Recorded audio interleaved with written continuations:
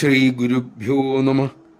നാഥനില്ലാത്ത കുടുംബം പോലെ ഹൈന്ദവ ജനത നാട്ടിൽ കഴിയുന്ന കാലത്താണ് അമ്മയുടെ ആവിർഭാവം. സംസ്കാരം പഠിപ്പിക്കേണ്ടവർ അത് പഠിപ്പിച്ചില്ല. അതുകൊണ്ട് തന്നെ ആചാരങ്ങൾ വികലമായി. ദൈനംദിന ജീവിതത്തിൽ ഒരു ഹിന്ദു പാലിക്കേണ്ട ആധ്യാത്മിക നിഷ്ഠകൾ പോലും മറന്നുപോയ കാലം. ഷോഡശ സംസ്കാരങ്ങളെ പരാമർശിക്കവേ അമ്മ മരണസമയം ചെയ്യേണ്ട കാര്യങ്ങളെക്കുറിച്ച് ഇങ്ങനെ വ്യക്തമാക്കി.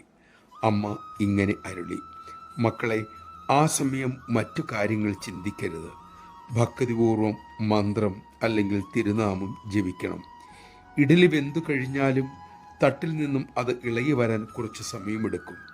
അതുപോലെ മരണത്തിന് ശേഷം 3 മണിക്കൂറിനുള്ളിലെ ജീവചൈതന്യം ശരീരവുമായിട്ടുള്ള ബന്ധം പൂർണ്ണമായും വിടുകയുള്ളൂ.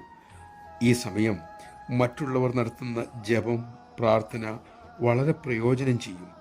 അന്യവർത്തമാനങ്ങൾ പാടില്ല, ദുശ്ചിന്തകൾ അരുത്. നമഃശിവായ. ശരിയായ ആചാര അനുഷ്ഠാനങ്ങളിലൂടെ മാത്രമേ കുടുംബത്ത് ശാന്തിയും ഐശ്വര്യവും ഉണ്ടാവൂ. അറിഞ്ഞ് ആചരിക്കാൻ നമുക്ക് ആരംഭിക്കാം. അതിനായി അമ്മ തെളിച്ച വഴി, അമ്മയുടെ ഉപദേശങ്ങൾ നമ്മൾക്ക് പ്രാവർത്തികമാക്കാം.